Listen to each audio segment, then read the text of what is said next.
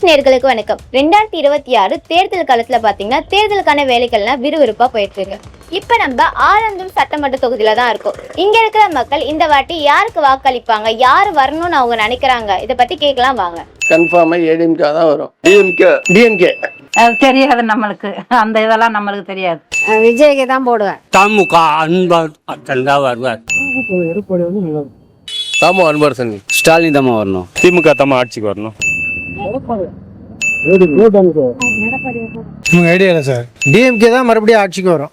ATM கட்சி தான் வரும் கண்டிப்பா. டிஎம்கே தான் வரும்னு நினைக்கிறேன். பக்கா திமுகங்க. டிவிகே தான் வரும். எடப்பாடி ஆனா ஜெயிப்பாரு.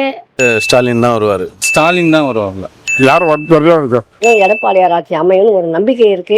எடப்பாடியார் ஆட்சி வந்தா மிகவும் நல்லா இருக்கும். டிஎம்கே வந்தா நல்லா தான் இருக்கும். உதயசூரியன் தான் வரணும். எடப்பாடியார் ஆட்சி எடப்பாடியார் வந்தா நல்லா இருக்கும்னு நினைக்கிறேன். வரும். யாரு வராங்கன்னு நம்மளுக்கு தெரியாது. தெரியல.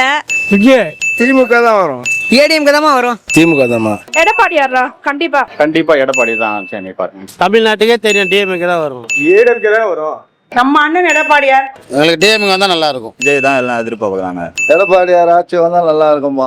எடப்பாடியார் வந்தா ஆட்சி ரொம்ப மங்களகரமா இருக்கும். ஏடிஎம்கே வந்தா ஆட்சி நல்லா இருக்கும். அண்ணா திமுக ஆட்சி வந்தா எழுதுமா. இளைய தளபதி விஜய். நாங்க எடப்பாடி பழனிசாமி வரணும்னு ஆசைப்படுறோம். டிவிகே வந்தா நல்லா இருக்கும். எங்களோட ஓட்டு இரட்டைக்கு தாங்க. ஸ்டாலின் தான் வாய்ப்பு இருக்கு. எடப்பாடியார் தான் மக்கள் நல்லா இருப்பாங்க. எடப்பாடி தான் வருவாரு நினைக்கிறேன். 5 வருஷத்துக்கு முன்னாடி 4 ஆண்டு காலம் எடப்பாடியார் சிறப்பான ஆட்சி அமைச்சாரு. கொரோனாலேயே நல்லபடியான ஆட்சி கொடுத்தாருன்னா அது பெரிய விஷயம். இப்போ 2வது திமுக ஆட்சி 5 வருஷம் ஆண்ட காலத்துல கஞ்சா புழக்கம் ஜாஸ்தியா போச்சு.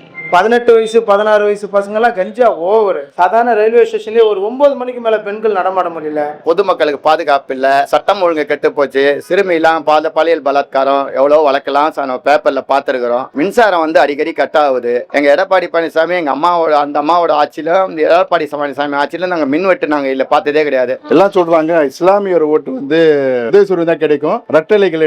ஆனா எங்களுக்கு பொறுத்த வரைக்கும் இஸ்லாமியர் சில பேர் தான் அந்த மாதிரி இருக்காங்க. ஆனா முழுக்க எல்லா இஸ்லாமியர் இப்ப திருந்திட்டாங்க. அவங்களுக்கு புரிஞ்சு போச்சு. இத்தனை நாள் திராவிட முன்னேற்ற இஸ்லாமியர் ஏமாத்திட்டு இருக்குன்னு. ஒரு 100 ரூபாய் கஞ்சா அடிச்சானுன்னா அவனுக்கு என்ன பண்றானுங்கன்றது அவனுக்கே தெரியல.